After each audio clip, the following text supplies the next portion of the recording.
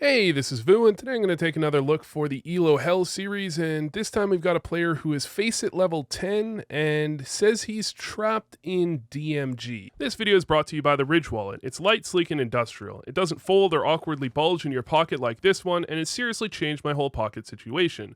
Most people are still using wallets designed in the 90s like this one my dad used to own, carrying pictures of their ex like this. Who needs it? Throw it away. Got pictures of me when I was young. Don't need that either. Throw that away too. It's in an unorganized mess. But the Ridge Wallet holds up to 12 cards plus room for cash with over 30 colors and styles, including carbon fiber and burnt titanium, and you can hold your most prized possessions in there. If this wasn't enough to win you over, it should have been. They have over 30,000 5-star reviews. The durable material means they can give you a lifetime warranty, and they're so confident that you'll like it, they'll let you test drive it for 45 days, and if you don't love it, you can send it back for a full refund.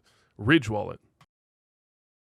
Even D-ranked to MGE at some point. He says it all started after he got reported by Fur for cheating, and really he's been struggling ever since. He claims to have over 120 ADR in the last month. He claims to be a good player, but we're going to find out exactly why he's struggling to rank up.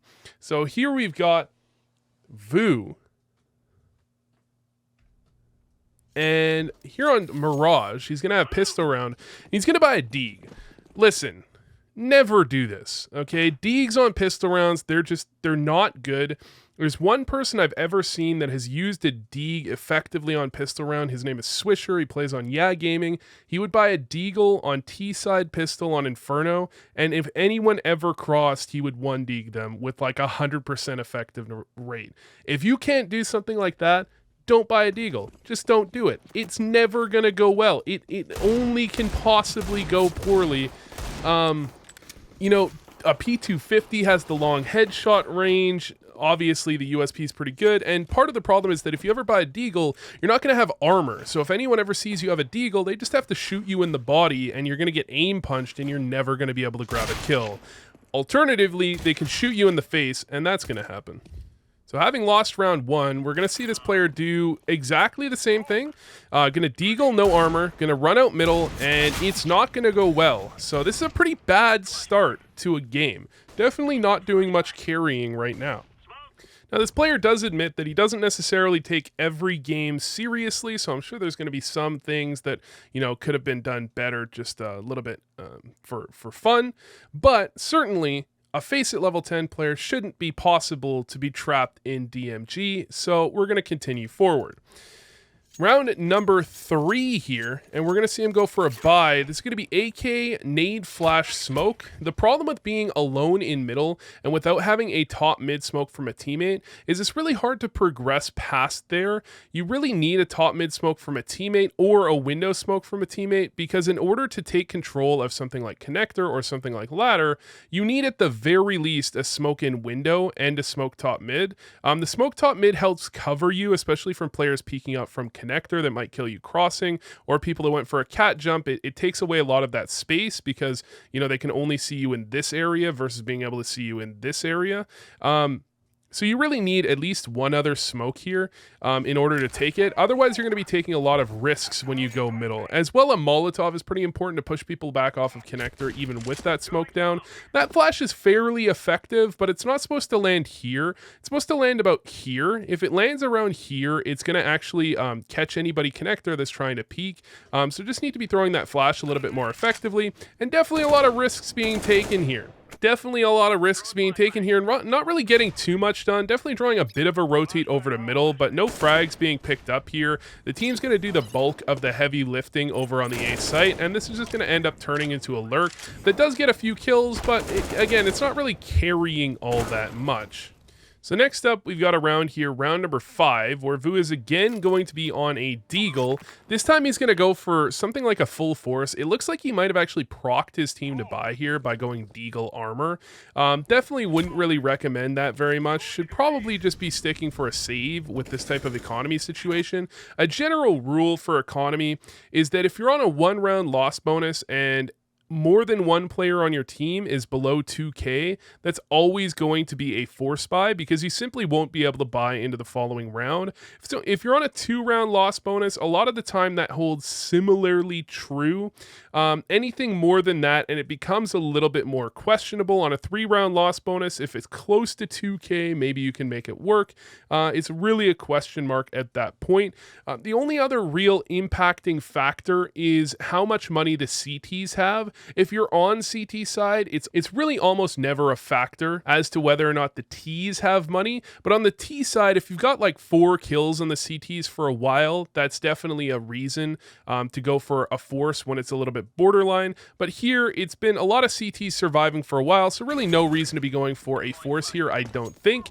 And certainly no reason to be returning to okay. All right, well, if you want to go for a Deeg and land shots like that, just the fly-by running one Deeg that somehow, lands.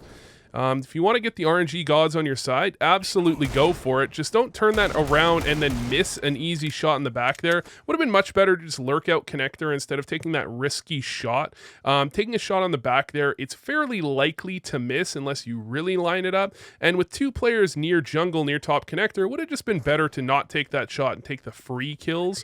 And certainly following the player that you've already missed out through murder hole, probably not a winning formula. It is 4v1, so it is what it is, but probably not recommended as a play. So next up, we've got round number 6, going to be facing off against a bit of a force buy here from the CTs.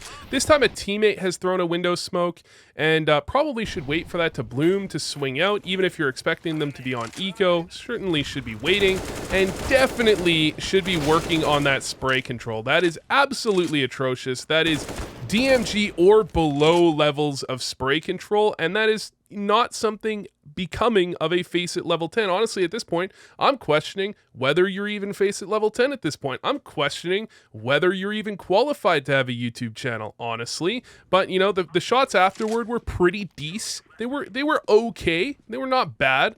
Will admit that. And following that, hunting a little bit too hard here. At some point, you're going to have to group up with the team. Just take a bomb site, get something done. And weirdly suspect that he knows the players in Palace here. I can definitely see why Fur might have reported this guy. So next up, we've got round number 9, and I have in fact heard that this is an opper, which would make sense to me, but it's a little bit confusing because I've seen this guy miss thousands of op shots to the point where in his Twitch channel he even has an exclamation mark whiff counter because he misses so many shots. Certainly, if you are an opper, you probably shouldn't be missing too many shots if you can help it. Also, peeking out middle there, it looked like he tried to beat that smoke. Just something to understand, even this spawn isn't the greatest spawn because the front CT spawns right around here, there should be about 3 spawns that beat that spawn over into window and can be posted or can be on the other side. So even the best T spawn really probably shouldn't be peeking out middle like that. And certainly one of the less than best T spawns absolutely should be waiting. Usually what you want to be doing is kind of coming into this angle here, throwing a molly into connector, and then some sort of flash can help to prevent any pushes. One of the things about opping middle is that you're very vulnerable when you're in this area here for the most part. Someone could be boosted up on cat, someone could easily catch you as you're crossing and kill you before you can really shoot back. You can get shot from connector as well, or someone underpass. You're very vulnerable. So you want to try and mitigate that by using a bit of utility instead of just running out like an absolute moron. Following that, usually wouldn't recommend peeking window like that either. You want to be waiting for that smoke to bloom because there could always be an opper on right side window just posted to get the free kill. I suppose if you're confident that you're just going to outreact them because you think you're just playing some noob DMGs or something, I guess MGEs in this game, that's one thing, but still it's not really a peek you want to be taking. It's not a risk worth taking even if you're playing against players you think you're better than. Certainly as well, these peeks towards connector, these are really risky, dangerous peeks. Probably wouldn't necessarily recommend them either. And my God, you've got to turn your sound on because this guy was getting shot at. Your teammate was getting shot at bottom middle for a second there. You were looking the wrong direction. Certainly need either an upping of awareness or Or you need some headphones maybe instead of playing with, I don't know. Who knows what you're doing if you're not listening to that? Jeez. Anyways, following that, just gonna suicide him out over to the A side, trying to go for a frag. This frag is not an important kill. Shouldn't be hunting for it. It doesn't really gain you very much if you do get the kill. And as an opper with $550 in the bank, these things don't really add up. Listen, man, if you're Bill Gatesing it up, if you are 16K and you're near the end of the half and you want to go for a hunt like that, go for it. But, you know, this early in the half, that can actually really come back to bite you hunting when you don't have the funds to do so. So for the following round, we've got round number 10. Vu's going to be lurking his way through Palace here, not really baiting anyone, so luckily his team isn't doing something like rushing B without calming anything. That would be real awkward in this type of spot. Trying to go for the Palace play. Usually you wait a little while, but going fast can definitely work out. Oftentimes when you play solid teams, you play strong players in any level of pug, they're going to be playing something like a 1-3-1 early, focusing on controlling middle, and then they're going to come back and have their connector player kind of focus A a little bit later. So sometimes what you can do is if your teammates are putting pressure in middle from these angles, or, you know, just putting smokes and mollies down and stuff like that, if your teammates are putting pressure middle, you can guess that the A player may be isolated, and you can do something like lurk out Palace, especially if you lurk out A ramp at the same time. You can't have an A player watch both of these angles at once, right? They can only really be watching one spot at a time, so you can definitely isolate some A players with that. However, I think something that will be realized here, maybe at a later date by this player, is that DMG matchmakers typically don't play too many 1-3-1s. They play a lot of 2-1-2s. So I wouldn't really recommend walking out Palace like this. And even if they were playing a 1-3-1, you probably want your teammates actually coming up closer to try and do something with it as well, instead of just going out on your own. But I suppose if you're just trying to do crazy stuff, it can work. The problem is, if you're going to do this type of thing, you actually need to have aim that can actually work. So you're actually going to need to be able to shoot people instead of not shooting them and dying to them. Now, that's actually like a very important factor to have in your game, is that if you're going to be making ridiculous plays and kind of having fun with it, you're actually going to need to have aim that can keep up with that idea. So what I would recommend is not being a player that, you know, I'm not 100% sure, but this Vu guy strikes me as someone that doesn't warm up, doesn't deathmatch, is just a coach, so he only really plays for fun. Like, this is the type of player, you can't be making plays like this. You really got to be doing stuff like deathmatch, and you really got to be aim mapping, keeping that aim crisp, instead of changing your sensitivity every day, in order to be making crazy plays like this. Otherwise, you're going to get punished. And I mean, he is 14-9 right now, but he's not exactly hard carrying, which is what you would expect at this rank for a claimed Faceit level 10 player. All right, so we're going to take a look at the final round here for this player. We're in round number 25. He ends this game with like 35 kills, but probably didn't have an op in his hands for a while because he's bad with rifles, because he's actually just bad at the game. Joke's on you. ELO hell doesn't exist, noobs. But he's going to be making his way over to middle here for some window control, and they're just going to gift him a free kill there. Then he's going to jump out window like an absolute crazy person, get himself killed, and then he's going to pick up the bot with the P2000 in a pretty bad spot, almost gets himself a second death on the round. But his team will pull it out for him here. He definitely misses five more op shots than it should be physically possible to miss before heading into the following round, and they're just going to gift him another kill. For a pro tip for the CTs, you want to be taking these spawns, and if you have any of these spawns, basically, you can just go for a standard window peek without getting a flash or without even needing one. And any of these back ones, you need a flash. And a pro tip for the Ts is don't run out middle and die to an opper posted on you 4 rounds in a row. It's probably not a good idea. It's probably not going to help your team win. Jumping out window there to check underpass, definitely a very puggy play. It can work out. It's really risky, probably not worth really a play really worth doing. Definitely pretty risky. And I will say that's not actually a bot. I sped through most of this demo, and now it's just showing a bot in place of a player. You know, the enemy team, they're probably all bots anyways, but, you know, not literally.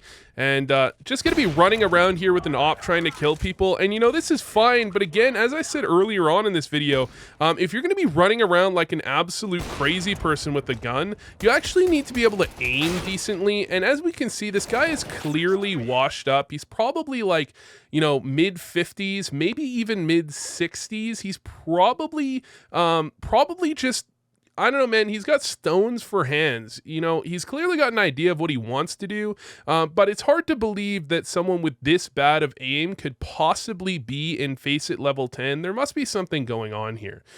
If I didn't make this clear, I'm going to reiterate here. No, you're not in ELO hell. In fact, you really suck. You should probably spend some time deathmatching, aim mapping or something. Maybe take the games more seriously. Maybe don't do them all on stream. Maybe warm up before you play. You know, any of the above probably help you be a better player. You're not in ELO hell. You're just bad. So anyways, thanks for watching. I hope this helped, and catch you next time. Sub to the Patreon. What up?